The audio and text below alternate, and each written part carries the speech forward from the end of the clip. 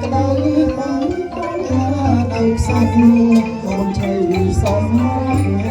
ចាំបាច់បងព្រមអោព្រះមហាសុខកំពូលាផតរាអមរា